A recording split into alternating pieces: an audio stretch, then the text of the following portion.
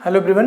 तो गाइज अब हम लोग देखेंगे आपका 9 जनवरी को जो सेकंड शिफ्ट का पेपर हुआ है उसके आरआरबी एनटीपीसी का, उसकी एनालिसिस करेंगे। अगर आप फर्स्ट शिफ्ट की देखना चाहते हैं तो इसी वीडियो के डिस्क्रिप्शन में आपको फर्स्ट शिफ्ट का एनालिसिस मिल जाएगा, आप जरूर देखिएगा। आरआरबी एनटीपीसी के नाम से लिंक है, इसी वीडियो के डिस्क्रिप्शन में देख लीजिएगा, या फिर मैं ऊपर आई बटन पे दे दूंगा, वहां पे देख लीजिएगा। ठीक है, चलिए फिर स्टार्ट करते हैं और सेकंड शिफ्ट के क्वेश्चन आपसे डिस्कस करते हैं। देखिए पहला क्वेश्चन जो आपसे पूछा था आपसे कि बुक थी एक, दो बुक एक्चुअल में आई थी। पहली ये थी आपकी गॉड ऑफ स्मॉल थिंग्स, है ना, गॉड ऑफ स्मॉल थिंग्स, है ना, के राइटर पूछा था, है ना। कौन राइटर है? तो ये कौन है? अरुंधति रॉय।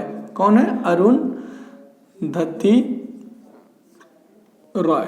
ठीक है, ये है आपकी राइटर किसकी? God of small thing. ठीक, चलिए अगले क्वेश्चन की बात करता हूं। अगला क्वेश्चन आपसे पूछा था, ये पूछा था first female president of India. ये तो बहुत आसान क्वेश्चन है ना। भारत की प्रथम महिला प्रेसिडेंट पूछा था, मतलब राष्ट्रपति।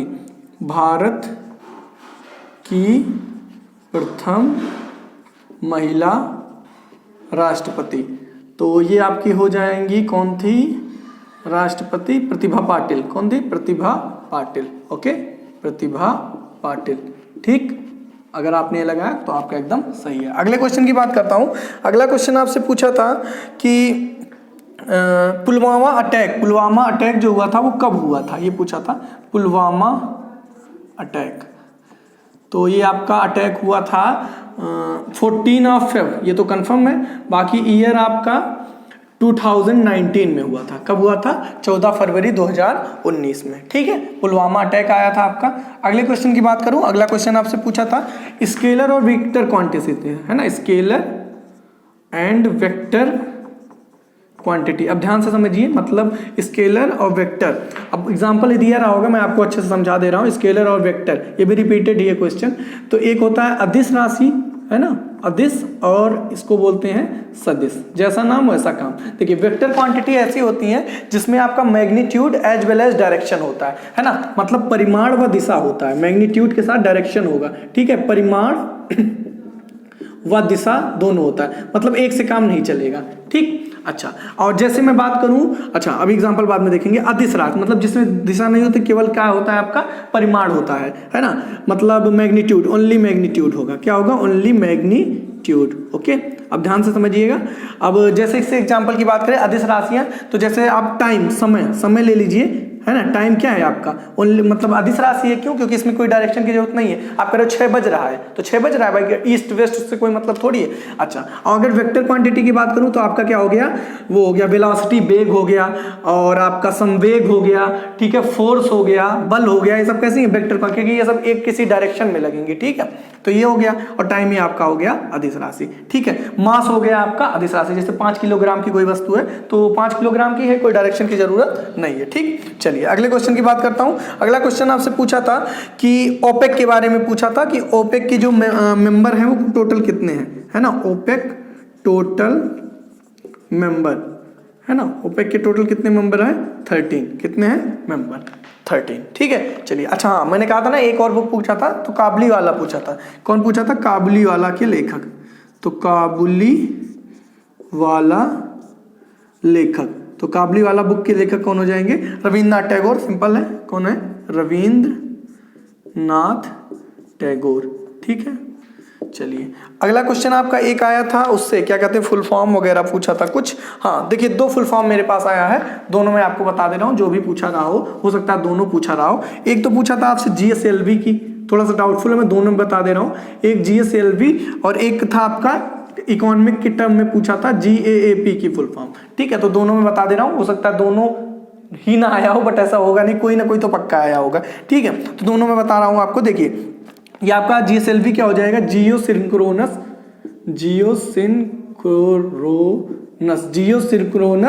और लॉन्च व्हीकल, सैटेलाइट। हाँ, इतने तो आपको पता रहा होगा, सैटेलाइट लॉन्च व्हीकल, है ना,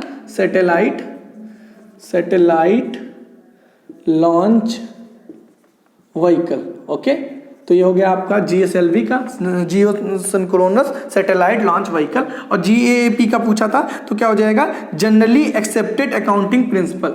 जनरली, मुझे लगता है यही पूछा होगा, ये बहुत कम चांस है। Generally accepted accepted, generally accepted accounting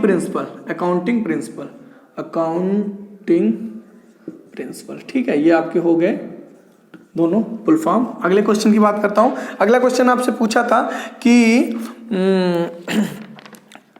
थोड़ा सा डाउटफुल है बट बता दे रहा हूं, अगर पूछा था क्योंकि रिपीटेड क्वेश्चन है, इसी में पूछा था जीएसटी, मतलब जो जीएसटी है वो किस टाइप का टैक्स है। तो ये रिपीटेड क्वेश्चन है, इनडायरेक्ट टैक्स है, अगर आया था इनडायरेक्ट अप्रत्यक्ष कर है, ठीक है, इनडायरेक्ट टैक्स है, ठीक है।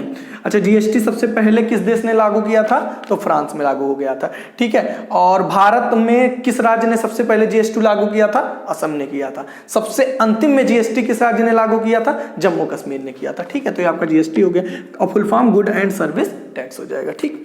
चलिए अगले क्वेश्चन की बात करता हूं। अगला क्वेश्चन आपसे पूछा था कि जो आपका, हाँ, नवरत्न कंपनी नहीं है ना, नवरत्न कंपनी नहीं है, नवरत्न कंपनी नहीं, तो आप नवरत्न कंपनियां टोटल 10 के आसपास है ना। उन 10 का नाम जैसे गेल हो गया, भेल हो गया, ओएनजीसी हो गया और एनटीपीसी आपका हो गया, सेल हो गया, ऐसे बहुत सारे हैं, आप सर्च करके देख लीजिएगा इसमें, तो उस हिसाब से टोटल 10 हैं। इसको मैं बता नहीं रहा हूँ, फालतू टाइम बर्बाद होगा, उतना आप सर्च कर सकते हैं। अच्छा, बस ये समझ लीजिए ऐसा पूछा जा रहा है, तो इसको तो जरूर पढ़ लो भाई, क्योंकि एक क्वेश्चन में दिया था मतलब कि आपका कौन सी नवरत्न कंपनी है, और इस बार पूछा कौन सी नहीं है, तो ये पूछा जा रहा है तो इसको पढ़ जरूर लो, ठीक है। चलिए अगले क्वेश्चन की बात करता हूँ। अगला क्वेश्चन आपसे पूछा था कि स्वदेशी आंदोलन से कुछ क्वेश्चन आया था, इसके बारे में भी पढ़ लीजिए, है ना। स्वदेशी आंदोलन, अब क्या क्वेश्चन था मिल नहीं पाया, बट आप पढ़ सकते हैं स्वदेशी आंदोलन के बारे में, थोड़ा इसके बारे में पढ़ लीजिएगा, ठीक है। अच्छा, और आपका आया था एक क्वेश्चन और था, डाउटफुल है बट बता दे रहा हूं, कार्बन की वैलेंसी, है ना, carbon valency of carbon valency, है ना। तो कार्बन की जो वैलेंसी होती है वो कितनी होती है? 4 होती है।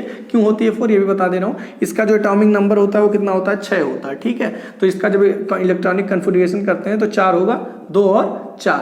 अब इसको अगर जो स्टेबल होना है तो इसको, अच्छा, किसी भी एटम, मतलब एटम जो होता है अगर उसको स्टेबल होना है तो उसके मतलब जो उसका जो लास्ट सेल में होने चाहिए इलेक्ट्रॉन वो 8 होना चाहिए, तो स्टेबिलिटी मिल जाती है। तो इसका 4 है, कितना और इसे जरूरत है? 4 की और जरूरत है, तो ये जो एक्स्ट्रा इलेक्ट्रॉन होते हैं वही क्या होता है? वैलेंसी होता है, ठीक है।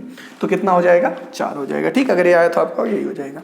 अच्छा, और आपका यूएन के बारे में पूछा था, है ना। यूएन का हो सकता है आपका हेडक्वार्टर पूछा हो, तो हेडक्वार्टर आपका क्या हो जाएगा? न्यूयॉर्क हो जाएगा, ठीक है। और हो सकता है आपका इसके हेड पूछा हो, तो हेड आपके हो जाएंगे एंटोनियो गुटेरस। कौन हो जाएगा? एंटोनियो गुटेरस पूछ चुका है ये, एंटोनियो गुटेरस, ये भी रिपीटेड ही अगर पूछा गया तो, ठीक है, एंटोनियो गुटेरस, ठीक। चलिए अगले क्वेश्चन की बात करते हैं। अगला क्वेश्चन आपसे पूछा था 2019 वर्ल्ड कप कहाँ हुआ था? बहुत आसान है, इंग्लैंड में हुआ था। कौन जीता था? इंग्लैंड ही जीता था। और भारत हारा था किससे? न्यूजीलैंड से हारा था, ठीक है। फाइनल किसके किसके बीच हुआ था? न्यूजीलैंड और इंग्लैंड के बीच। जीत कौन गया था? इंग्लैंड, ठीक है। 2019 इंग्लैंड वर्ल्ड कप कहाँ हुआ? तो ये आपका कहाँ हुआ था? इंग्लैंड में हुआ था, ठीक है। चलिए बहुत अच्छी बात है। देन आपका हो गया ओपेक के बारे में, मैंने बताया नहीं बताया? हाँ, ओपेक से भी एक क्वेश्चन आया था, ओपेक बता दिया। ओपेक के बारे में 13 कंट्री, ठीक है। इसका हेडक्वार्टर आपका वियना ऑस्ट्रिया, है ना।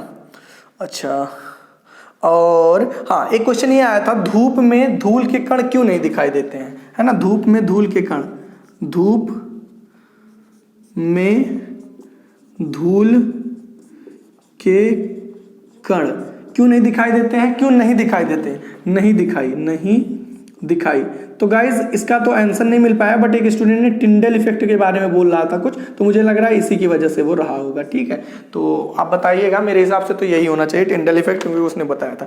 घूमर डांस रिपीटेड है, घूमर डांस अगर पूछा था तो राजस्थान, बट डाउटफुल हूँ मैं क्वेश्चन में, है ना, क्योंकि एक लोगों ने खाली बताया घूमर डांस कहाँ का है, तो आपका राजस्थान का है। कहाँ का है? राजस्थान, ठीक है। चलिए बहुत अच्छी बात है। अगले क्वेश्चन की बात करूं तो अगला क्वेश्चन, हाँ, 100 रुपए की जो नोट होती है, ये कंफर्म क्वेश्चन है, 100 रुपए की नोट पर किसकी फोटो होती है? मतलब कौन सी ऐतिहासिक इमारत की वो ऐतिहासिक इमारत की फोटो है ना। 100 रुपए की नोट पर, नोट पर क्या था क्वेश्चन? नोट पर, जस्ट अ मिनट, कहाँ गया? 100 रुपए की नोट पर फोटो, है ना, फोटो किसकी इमेज होती है या फोटो होती है? तो ये रानी की वाव वाओ, है ना, ये मैंने अपने वीडियो में बताया था जब मैं उसका करा रहा था, फैक्ट्स अबाउट स्टेट के बारे में बता रहा था। आपको इस वीडियो के डिस्क्रिप्शन में लिंक मिल जाएगी, एक बार देखिएगा। हर एक स्टेट के बारे में मैंने अच्छे से एक्सप्लेन किया विथ पीडीएफ। तो पीडीएफ आपका टेलीग्राम ज्वाइन कर लीजिएगा, वीडियो के डिस्क्रिप्शन मिल जाएगा, वहाँ मैंने बताया था। बहरहाल आपसे पूछा था 100 रुपये की नोट पर किसका फोटो होता है, हिस्टोरिकल प्लेस का पूछा था, तो रानी की वाव, ठीक है। और कोई ब्लड, मतलब उससे आया था, ब्लड से रिलेटेड कुछ क्वेश्चन था, मतलब फादर ऑफ कुछ था, ब्लड किससे, वो कंफर्म नहीं है क्वेश्चन, तो मैं उसको बता नहीं रहा हूँ, ठीक है। और एक राष्ट्रीय, मतलब क्या कहते हैं, एक आपका राजकीय वो पूछा था, एनिमल पूछा था किसी राज्य का, कोई गिलहरी उलहरी करके था, बट वो क्लियर नहीं हो पाया क्वेश्चन, किसको उसे खुद ही नहीं याद था। हाँ, मुगल साम्राज्य का अंतिम राजा अगर पूछा था तो B2 ट्रिक है अपनी, क्या मुगल साम्राज्य का अंतिम राजा कौन था, तो आया था आपका क्या, बहादुर शाह जफर द्वितीय, ठीक है, ये हो जाएगा। बस दमनदीव से कोई क्वेश्चन था, वो क्लियर नहीं हो पाया। टोटल हड्डियां अगर पूछा था तो 206 हो जाएगा, ठीक है, यही था आपके क्वेश्चन। और जितना मुझे मिल पाया मैंने आपको इससे डिस्कस किया। आपके पास अगर क्वेश्चन तो कमेंट करके जरूर बताइएगा। और अगर वीडियो अच्छी लगी हो गाइस, मेहनत लगी हो आपको, क्योंकि मेरे चेहरे से लगा हो, मैं काफ़ी थका हुआ हूँ, कुछ तबीयत भी नहीं से चल रही है, ठीक है, तो काम करिएगा। वीडियो खत्म होने पे आप वीडियो को पहले लाइक कर दीजिएगा, और चैनल को अगर नए हैं तो सब्सक्राइब भी कर लीजिएगा। मिलते हैं फिर नेक्स्ट वीडियो में। Thank you guys for watching my video, see you all.